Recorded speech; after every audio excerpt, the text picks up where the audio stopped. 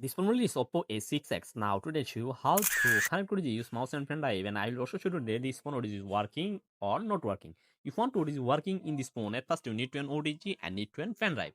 Second time you connect OTG and pen drive properly. When connect OTG and pen drive properly, see third time you just need to your phone on your hand and find the option called settings. And when you find the option called settings, then you have to go to this option called settings. And when you go settings, you can see many options from here. You need to a search box. When you see search box, you need to write the search box OTG. You need to write the search box OTG, and you can see an option called OTG connection. When you see OTG connection, you go to this option called OTG connection. When go OTG connection, you can see an option called OTG connection again. You just turn it on this option OTG connection. When you turn it on this OTG connection, fourth time, you just put this OTG on your phone. When put this OTG on your phone, wait few seconds. Complete. When it's turning complete, I see my phone is working or not.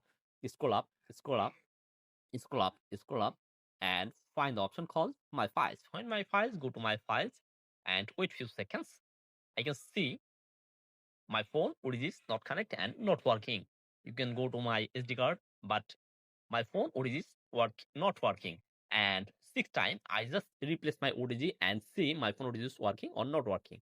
Plug again, unplug OTG and plug again, but I can see my phone OTG is not working. And sixth time, I replace my OTG. When I replace my OTG, I put this OTG on my phone again, and with few seconds, my phone OTG is not working. You can see my phone OTG is not working. My phone OTG is not working. If your phone OTG is working, you just comment this video. So if you want to like this video, please subscribe my channel.